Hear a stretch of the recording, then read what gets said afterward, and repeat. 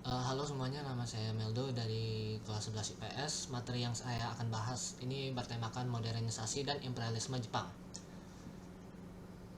Lalu bab saya yang akan saya bahas ini akan dibagi menjadi dua, yaitu restorasi Meiji, awal modernisasi di Jepang, serta imperialisme Jepang. Nah, sebelum era modernisasi Jepang, Jepang ini merupakan sebuah negara yang feodal. Dalam Kamus Besar Bahasa Indonesia, feodalisme adalah sistem sosial atau politik yang memberikan kekuasaan yang besar kepada golongan bangsawan. Nah, di dalam Jepang ada beberapa seperti kaisar, daimyo, serta shogun. Nah, itu berperan penting di dalam hal politik dan juga ekonomi. Bahkan dalam kondisi di dalamnya itu sering terjadi perebutan wilayah lah, antara shogun dengan shogun, shogun dengan kaisar, dan lain sebagainya. Nah, shogun sendiri itu adalah komandan angkatan bersenjata yang menjalankan kekuasaan sehari-hari secara absolut di Jepang atas restu kaisar. Justru shogun ini berasal dari daimyo yang kuat secara ekonomi dan militer. Namun terkadang daimyo dan juga shogun ini bisa bertentangan juga. Bahkan daimyo itu sendiri adalah penguasa atau gubernur wilayah atau raja lokal yang tunduk pada shogun dan juga kaisar. Nah, jadi semuanya saling berhubungan lah ya di Jepang ini. Hubungannya dengan dunia barat baru dimulai sejak abad ke-16 ketika para pedagang dan misionaris dari Portugal yang membawa Katolik lah menginjakan kaki di Jepang. Namun tidak lama berselang, tepatnya tahun 1639, Shogun Tokugawa menjalankan kebijakan Sakoku. Nah, kebijakan Sakoku itu apa sih? Kebijakan Sakoku itu adalah kebijakan yang memang benar-benar menutup wilayah Jepang itu sendiri. Maksudnya gimana? Nah, Shokoku ini benar-benar tidak mengizinkan Jepang berhubungan dengan negara lain. Begitu juga sebaliknya, negara lain nggak bisa berhubungan dengan Jepang. Ganjaran dari pelanggaran Sakoku ini itu adalah mati itu. Namun bukan berarti semua negara itu nggak bisa bekerja sama lah. Ada beberapa negara yang memang bekerja sama dengan Jepang juga. Contohnya Belanda. Sekarang masuk ke latar belakang kebijakan Sakoku. Kenapa sih bisa adanya kebijakan Sakoku ini? Ada dua alasan utama yang sama-sama bersifat politis. Satu, keshogunan Tokugawa menuding para misionaris Katolik mendalangi pemberontakan Shimabara. Pemberontakan ini dilancarkan para petani Katolik bersama kaum Ronin di semenanjung Shimabara, Nagasaki. Pemicunya adalah ketidakpuasan mereka atas kebijakan-kebijakan represif daimyo Matsukura. Kebijakan itu antara lain pengenaan pajak yang berlebihan dalam rangka pembangunan istana Shimabara. Selain itu, Keshogunan Tokugawa merasa khawatir akan perkembangan agama Katolik di Jepang yang nantinya akan merusak kebudayaan serta lain-lain lah di Jepang ini. Terus alasan kedua adalah Shokoku diberlakukan untuk mempertahankan supremasi dan Tokugawa terhadap pesaing utamanya yakni Daimyo Tozama. Memang secara politik Daimyo Tozama berada di bawah kekuasaan Tokugawa, namun secara ekonomis mereka cenderung independen. Independen itu artinya merdeka. Daimyo sendiri menjalin relasi dengan berbagai bangsa-bangsa di Asia Timur. Hubungan dagang ini ditakutkan akan memberi ruang pada Daimyo Tozama untuk membangun kekuatan militer. Oleh sebab itu, Tokugawa menjalankan politik isolasi untuk memangkas aktivitas dagang Daimyo Tozama dengan bangsa asing. Jadi intinya memang mau menutup lah supaya Daimyo Tozama ini nggak terlalu berkembang. Selanjutnya pada 31 Maret 1854 muncul satu tokoh yang bernama Commodore Matthew C. Perry dengan ciri khasnya yaitu kapal hitamnya di Jepang. Kedatangannya itu membuat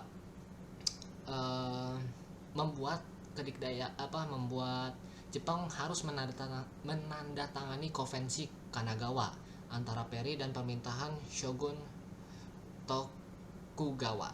Konvensi itu pada intinya berisi kesediaan Jepang untuk membuka diri terhadap Barat dan membuka pelabuhan-pelabuhannya untuk kapal-kapal asing yang ingin berdagang dan menjamin keselamatan kapal Amerika yang karam serta mendirikan kedaulatan Amerika yang bersifat permanen. Nah, konvensi ini sekaligus mengakhiri kebijakan Sakoku Jepang yang dimana sudah berjalan selama 200 tahun lah. Namun bagi rakyat Jepang itu sendiri, mereka itu merasa menolak gitu loh, sebab rakyat itu benar-benar disuruh tunduk kepada Amerika, serta masuknya pengaruh barat di Jepang itu berujung pada ditumbangkannya pemerintahan Shogun Tokugawa. Jadi karena ada pengaruh barat dan Jepang juga tidak terlalu tunduk pada Amerika, sehingga menggulingkan pemerintahan Shogun Tokugawa. Yang disalahkan malah pemerintahan Shogun Tokugawa. Lalu pemerintahan Shogun Tokugawa dihapuskan dan kekuasaan sepenuhnya berpusat ke tangan kaisar, yaitu Kaisar Komei. Nah, ini menjadi awal mulanya kenapa adanya restorasi Meiji. Kaisar Komei itu menyadari bahwa memerlukan perkembangan lah di Jepang karena merasa tertinggal dengan negara-negara barat. Lalu restorasi Meiji ini pun tercipta dengan mengutus beberapa pejabat ke Amerika Serikat dan Eropa yang disebut dengan misi Iwakura untuk mempelajari apa sih yang membuat negara barat itu berkembang, terutama Amerika Serikat, karena tujuannya emang di situ ya. Lalu beberapa bidang gerakan Kaisar Meiji ini pun tercipta, yaitu sebagai berikut.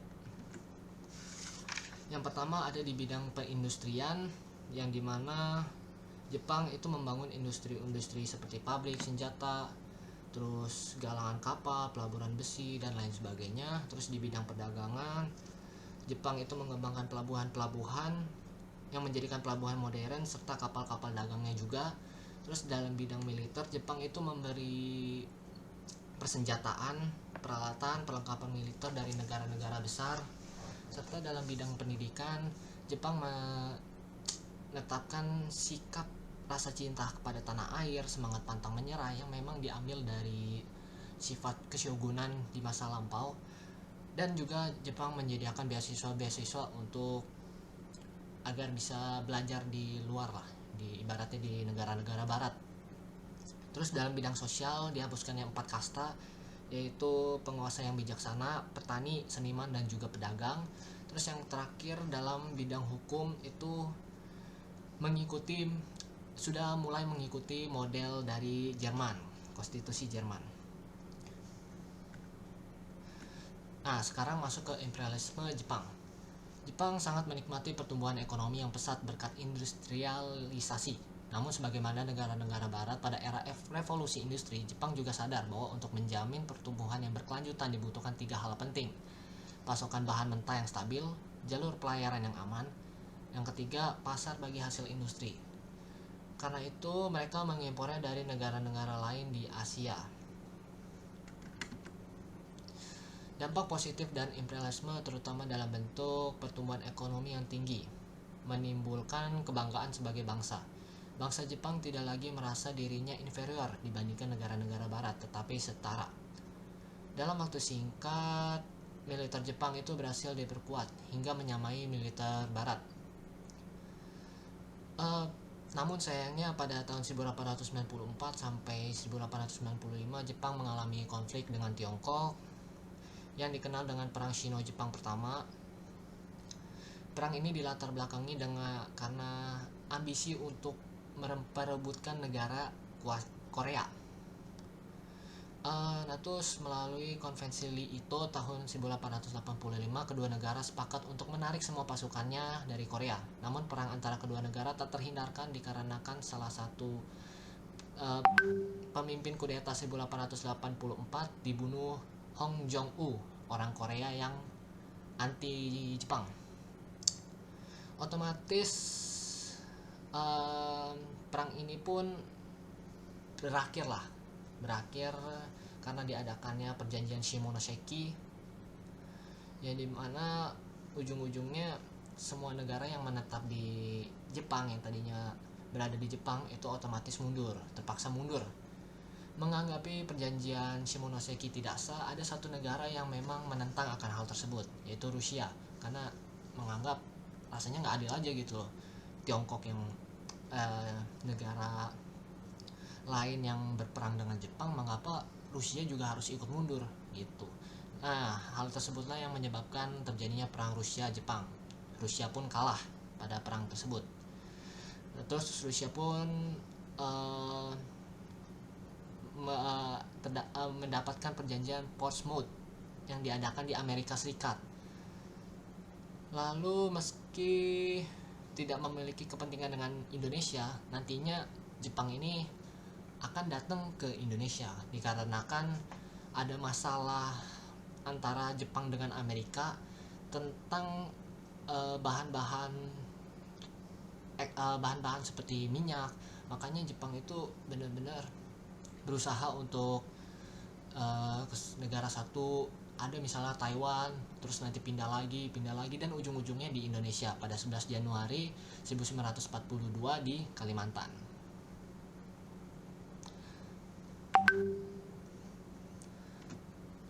Terus masuk ke bagian B, kedatangan Jepang di Indonesia.